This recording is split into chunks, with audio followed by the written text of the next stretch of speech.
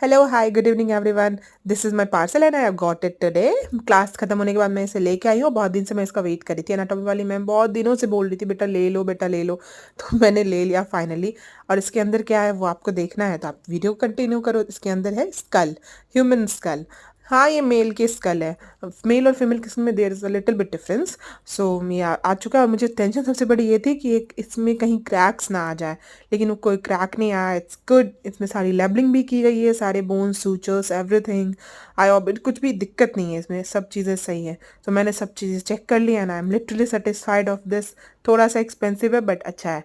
हाँ सिंथेटिक है, रियल वाला नहीं है। रियल वाला तो बहुत ज़्यादा महंगा है, वो 30,000 तक जाता है। सो रियल वाला नहीं है। Thanks for watching my video. Stay tune with further updates.